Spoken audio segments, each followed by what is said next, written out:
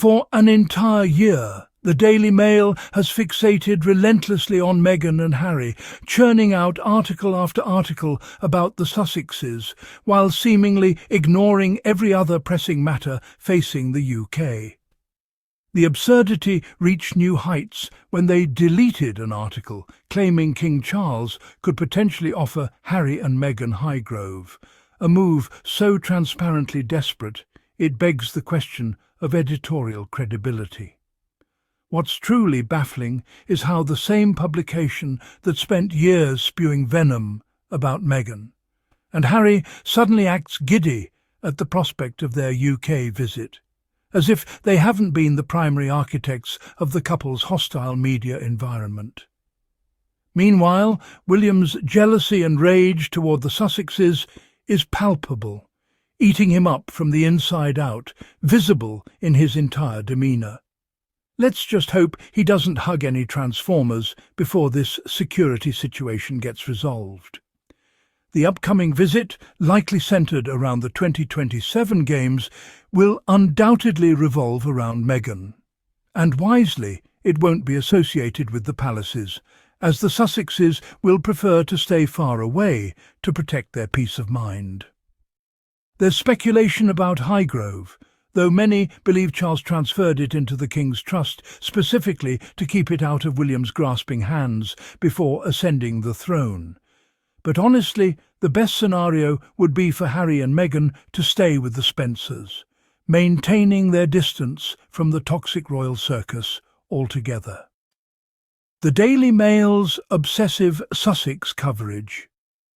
For an entire year, the Daily Mail has made Harry and Meghan their singular fixation, dissecting every move, every rumour, every whisper about the Sussexes with an intensity that borders on the pathological.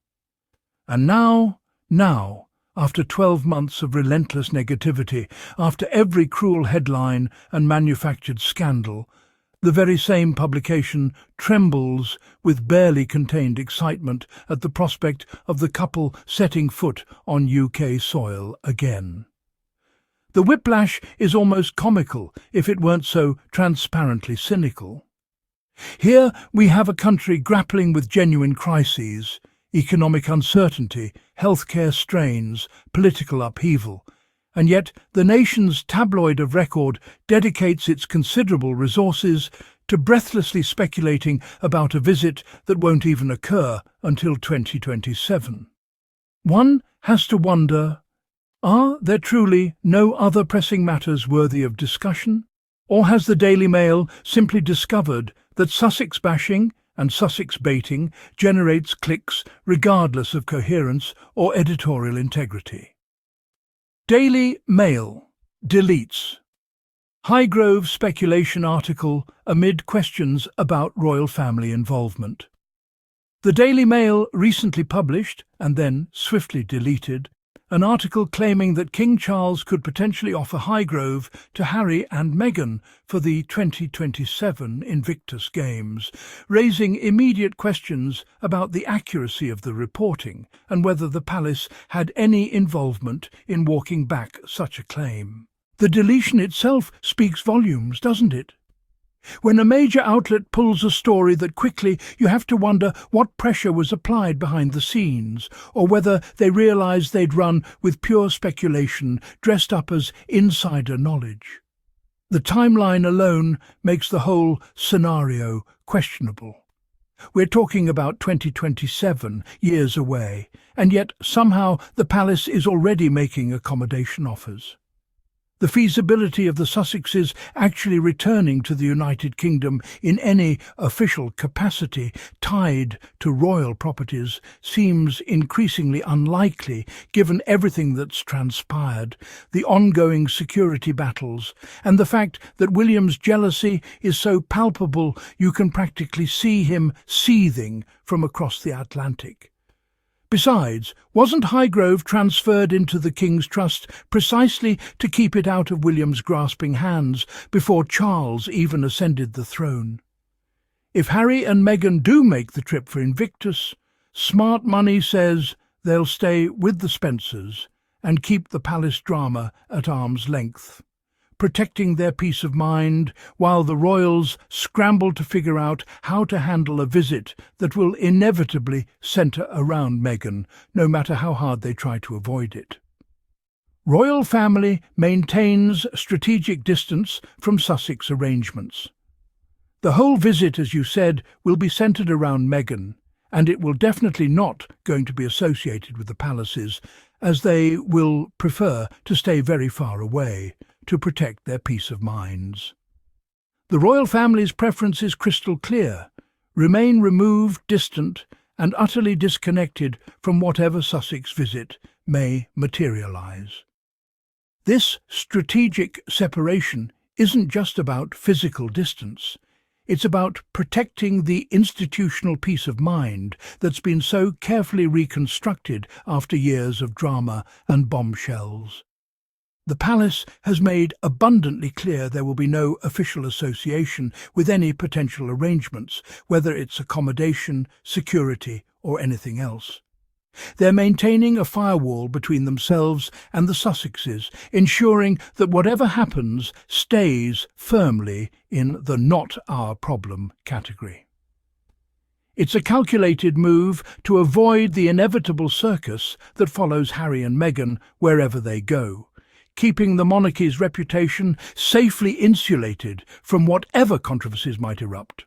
William's escalating frustration over Sussex spotlight threatens royal stability.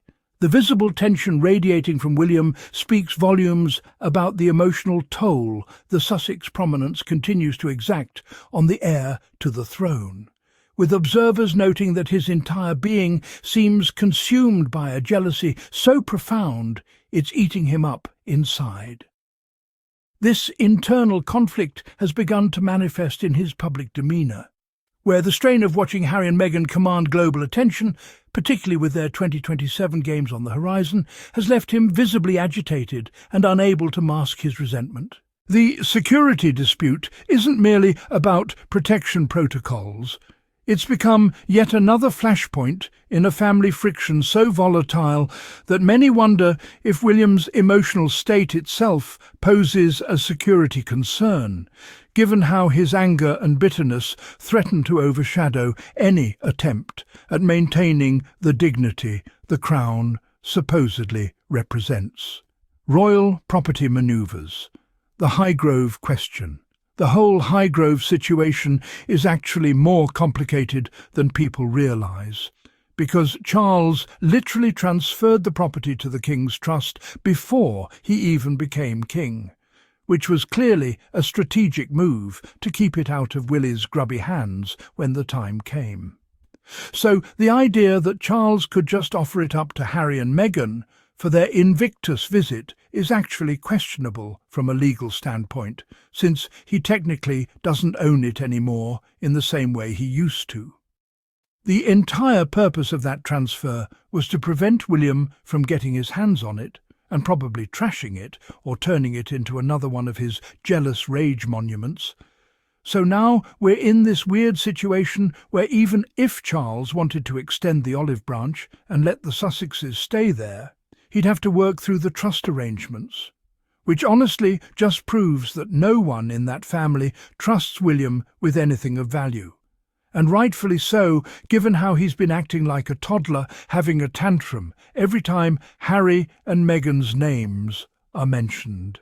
Harry and Meghan's UK accommodation options beyond palace walls, rather than accepting any official royal residence, assuming one were even offered, which seems highly unlikely given the ongoing family tensions. The Sussexes have far more comfortable and dignified alternatives available to them. The Spencer family connections remain a natural and welcoming option, with Meghan and Harry potentially staying with relatives who actually support them and won't leak their every move to the tabloids. Beyond the Spencer estates, there are numerous private accommodation possibilities that would allow them to conduct their Invictus-related duties without the suffocating atmosphere of palace scrutiny and the constant surveillance that comes with it. Staying outside the official royal bubble would not only protect their peace of mind, something they've worked incredibly hard to establish since stepping back, but would also send a clear message that they're perfectly capable of managing their UK visits on their own terms, without needing the institution's approval or hospitality. Thank you very much. The last thing they need is to be trapped under the same roof as William, who quite frankly looks like he's being eaten alive by jealousy every time the Sussexes are mentioned, or to deal with the passive-aggressive games that would inevitably come with accepting any generous royal offer. Daily Mail's deletion raises questions about media ethics and editorial integrity. The responsibility of major publications like the Daily Mail to address the deletion of published articles cannot be overstated, especially when those articles involve high-profile figures like the Sussexes and the royal family. When a story disappears without explanation or acknowledgement, it raises serious questions surrounding fact-checking and verification processes that should be in place before any article goes live. Did the publication rush to print sensational claims about King Charles potentially offering Highgrove to Harry and Meghan, or William filing complaints without properly vetting their sources? The impact of sensationalism on public discourse is profound and dangerous. When media outlets prioritize clicks and controversy over accuracy, they fuel the exact kind of obsessive, unhealthy focus that has dominated coverage of Meghan and Harry for years now. If the Daily Mail can spend an entire year fixating on the Sussexes while ignoring pressing UK matters, only to quietly delete articles when they can't stand behind their reporting, what does that say about their editorial standards? The public deserves transparency when publications make mistakes, not silent deletions that sweep inconvenient truths under the rug, while the damage to reputations and public perception has already been done. When celebrity gossip eclipses national priorities, the relentless focus on Harry and Meghan by publications like the Daily Mail raises a troubling question about the state of British journalism. Are there truly no other pressing matters worthy of sustained coverage in the UK? While the tabloids dedicate endless column inches and digital real estate to dissecting every move the Sussexes make, from security arrangements to potential property offers, genuinely significant national issues languish in the shadows, starved of the investigative resources and editorial attention they desperately require. This concentration of media energy on celebrity-focused stories, particularly ones that generate clicks through manufactured outrage and speculation, represents a fundamental misalignment of priorities that leaves the British public underinformed about matters that actually affect their daily lives. The need for balanced editorial decision-making has never been more critical. Yet, outlets continue to chase the easy engagement metrics that come from royal drama rather than investing in the harder, more essential work of holding power to account and illuminating the complex challenges facing the nation, from the cost of living crisis to healthcare system pressures to environmental threats that won't wait for the Games in 2027 or any other convenient future date.